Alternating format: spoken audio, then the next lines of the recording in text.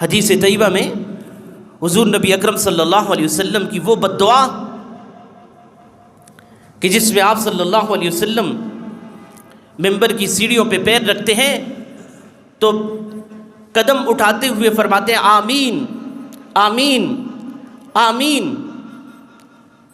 اور یہ وہ کلمہ ہے کہ جس کا معنی ہے استجب یا رب العالمین، اے رب العالمین جو میں مانگ رہا ہوں اس کو قبول کر لے۔ تو صحابہ نے جب یہ عمل دیکھا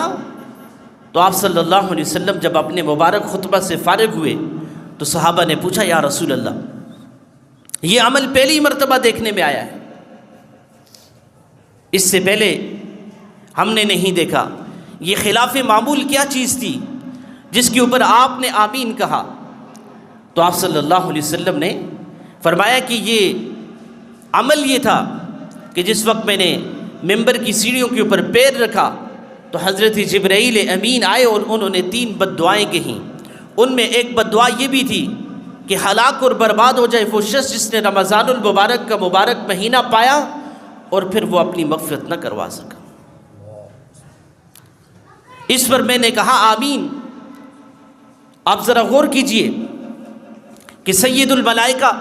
حضرت جبرائیل کی امین کی بد دعا ہی کیا ستم تھا کہ اس کے اوپر حضور نبی اکرم صلی اللہ علیہ وسلم کی آمین نے اس کو کتنا مضبوط بنا دیا ہوگا۔ اور پھر جمعہ کا مبارک دن خطبے کی ساعت، تو جس آدمی نے رمضان کا مبارک مہینہ پایا اور پھر وہ اپنی مغفرت نہ کروا سکا، وہ اپنے گناہوں کو اپنے رب سے نہ بخشوا سکا اور اس کو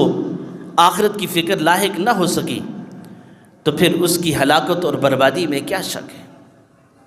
اور بعض روایات میں آتا ہے کہ خود